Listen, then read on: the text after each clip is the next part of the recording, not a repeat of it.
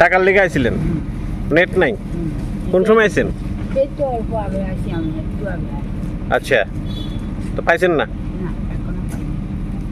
তো এই নেট নাই সবাই যে এমন কইতাছে, এইটা কিটা কইবেন? নেট কিটা? এটা তো সরকারি জিনিস, আমি তো এটা আর জানি না। নেট সরকারি জিনিস? আচ্ছা আচ্ছা।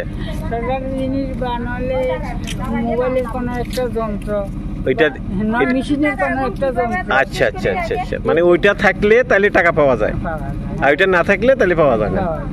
আচ্ছা আচ্ছা। আপনি তো এই এলাকার প্রধান, আপনার নাম? ধনীরাম ত্রিপুরা। ধনীরাম ত্রিপুরা।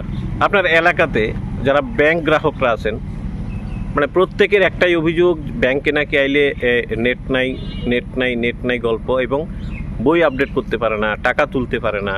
কি করবেন আপনি? আপনি কতটুকু জানেন? ঠিকভাবে লেনদেন হয় না, ওই দেখা দিতেছে সিএসপি। সিএসসিতে দেখায়? সিএসসি।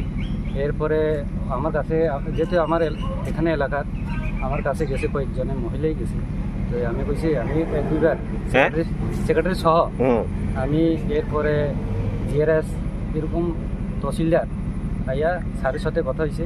স্যারে কইছে যে ঠিক আছে, এরকমই চলতেছে যে মেশিন নষ্ট, হ্যাঁ, নেট খারাপ, মানে এক এক সময় এক এক গল্প, একরকম।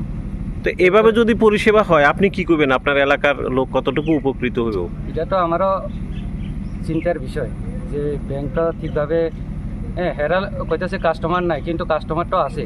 হ্যাঁ, হেরার কারণে তো কাস্টমার বঞ্চিত, যে বিভিন্ন অভিযোগ, মানে কাস্টমার পরিষেবা পাইতেছে না। হ্যাঁ, একদম।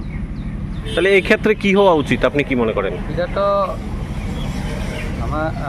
আমি অনুরোধ করব কর্তৃপক্ষের কাছে, যাতে ব্যাংক পরিষেবা সঠিকভাবে দেওয়া হয়।